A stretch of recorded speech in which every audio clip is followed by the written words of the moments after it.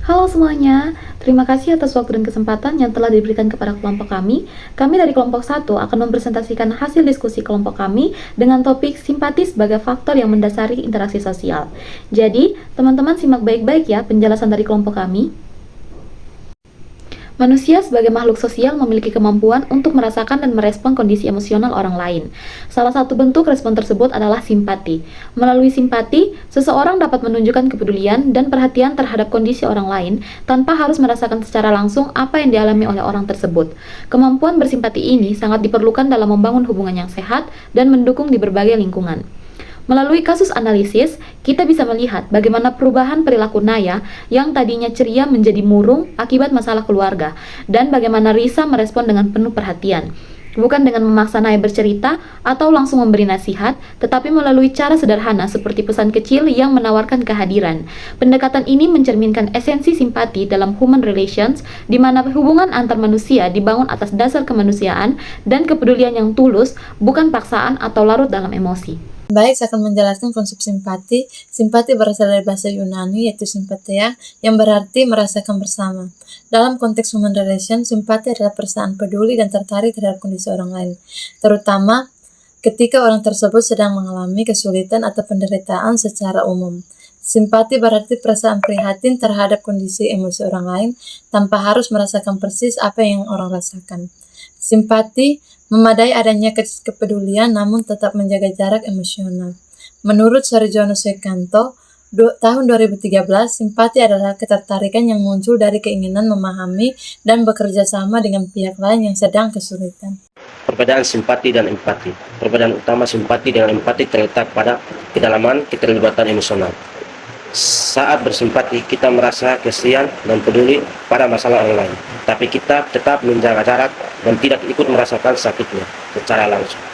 Contohnya, seperti saat melihat seseorang kehilangan pekerjaan, kita berkata, "Aku ikut sedih untukmu," tapi kita tidak benar-benar merasakan keputusan mereka.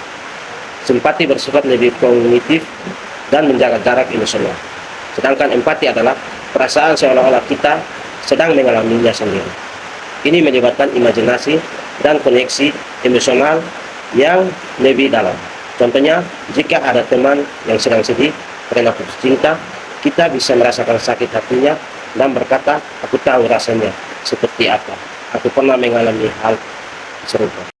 Yang berikut, manfaat simpati dan fungsinya. Yang pertama, simpati menciptakan rasa tidak sendirian. Yang kedua, mendorong seseorang membuka diri tanpa tekanan. Yang ketiga, meningkatkan kesejahteraan emosional pemberi simpati sendiri.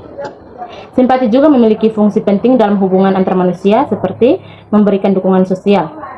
Tindakan Risa termasuk dalam dukungan emosional, yaitu ungkapan kepedulian, perhatian, dan kasih sayang yang meyakinkan orang lain bahwa mereka dihargai. Simpati yang ditunjukkan Risa memberikan penerimaan tanpa syarat, yang merupakan fondasi penting bagi proses pemulihan emosional. Penerimaan ini memungkinkan Naya merasa aman untuk membuka diri karena ia tahu bahwa ia tidak akan dihakimi, dipaksa, atau diberikan solusi yang tidak diminta. Analisis tindakan Risa dan perbedaannya dengan empati. Tindakan Risa dalam cerita tersebut mencerminkan konsep simpati karena beberapa alasan seperti: yang pertama, Risa memperhatikan perilaku Naya dan menyadari bahwa ada sesuatu yang tidak beres dengan sahabatnya. Yang kedua, Risa bisa merasakan kesedihan dari tatapan mata sahabatnya, namun ia tidak larut dalam kesedihan Naya. Ini menunjukkan ia menjaga jarak emosional yang sehat. Yang ketiga, Risa menunjukkan perhatian melalui tindakan sederhana, memperhatikan, menulis pesan, memberi ruang, sehingga menciptakan rasa aman kepada Naya. Jika Risa menunjukkan empati yang lebih mendalam, ia akan mencoba untuk membayangkan masalah keluarga Naya seolah-olah itu terjadi padanya. Namun, Risa tidak menunjukkan sikap tersebut. Hal ini dibuktikan dengan Risa yang hadir dan mendengarkan tanpa ikut menangis atau larut dalam kesedihan Naya. Ini adalah perbedaan utama dengan empati. Alasan psikologis dan sosial yang mendasari keputusan Risa. Alasan psikologis. Yang pertama, Risa memahami bahwa setiap orang memiliki waktu dan cara sendiri dalam membuka diri. Ketika seseorang sedang mengalami masalah yang berat, mereka seringkali belum siap untuk membicarakannya. Yang kedua, dengan memberi pesan tertulis, Risa memberikan Naya kendali penuh atas kapan dan apakah ia ingin berbagi ceritanya. Kadang-kadang orang yang sedang sedih merasa malu atau tidak enak hati untuk membebani orang lain dengan masalahnya. Alasan sosial, menurut kami dari sisi sosial, tindakan yang dilakukan oleh Risa adalah untuk menghormati batasan pribadi atau privasi Naya. Dalam hubungan pertemanannya, penting untuk tetap menghormati ruang pribadi masing-masing. Sikap Risa terhadap kondisi emosional Naya dan bagaimana kehadiran seseorang dapat memulihkan perasaan. Sikap Risa memberikan dampak emosional positif bagi Naya. Dengan adanya dukungan yang tidak menghakimi, Naya merasa tidak sendirian. Ia dapat merasakan kehadiran seseorang, teman yang betul-betul peduli. Ketika seseorang sedang mengalami masalah, mereka cenderung merasa tidak terlihat atau diabaikan. Prihatin Risa menunjukkan kepada Naya bahwa ada orang yang peduli padanya sehingga pada akhirnya Naya merasa aman untuk membuka diri. Hal ini sangat penting karena berbagai beban emosional adalah langkah awal dalam proses pemulihan. Kehadiran Risa membantu menurunkan beban emosional yang mungkin Naya pendam selama ini. Walaupun Risa tidak memberikan solusi apapun, kehadirannya sudah cukup untuk membuat Naya merasa diterima, yang pada akhirnya membantu proses pemulihan emosinya dan kembali ceria. Sekian dan terima kasih. Konsekuensi jika Risa terlalu larut dalam kesedihan Naya. Jika Risa terlalu larut dalam kesedihan Naya, hubungan mereka bisa menjadi tidak seimbang. Risa mungkin merasa terlalu terbebani secara emosional sehingga ia akan merasa stres dan membuat Naya akan merasa bersalah sudah membebani sahabatnya. Ini bisa membuat Naya menutupi dirinya lagi di masa depan karena tidak ingin membuat orang lain ikut menderita. Hal ini justru dapat menciptakan jarak baru antara mereka karena hubungan pertemanan menjadi tidak sehat.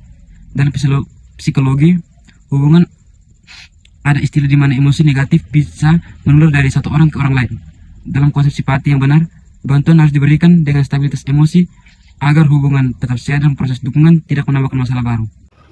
Kesimpulan dan rekomendasi. Yang pertama, kesimpulan. Simpati merupakan bentuk kepedulian yang efektif dalam human relation. Pendekatan yang tidak memaksa dalam memberikan dukungan sosial seringkali lebih efektif karena telah menunjukkan kepedulian tanpa mencoba memaksa mencari tahu apa yang terjadi. Simpati dalam cerita Risa dan Naya menunjukkan bagaimana kepedulian yang tulus dapat membantu seseorang yang sedang mengalami tekanan emosional. Tindakan Risa yang memilih memberi ruang, tidak memaksa, dan menunjukkan perhatian sederhana merupakan contoh yang baik dari simpati yang sehat. Yang kedua, rekomendasi. Yang pertama, mengembangkan kepekaan sosial dengan memperhatikan perubahan perilaku orang-orang di sekitar kita. Yang kedua, pelajari cara yang mendengarkan, yang efektif, tanpa langsung memberikan nasihat atau solusi dan tepat, menghormati batasan pribadi orang lain. Yang ketiga, mengadakan pelatihan tentang human relation dan keterampilan sosial emosional di sekolah.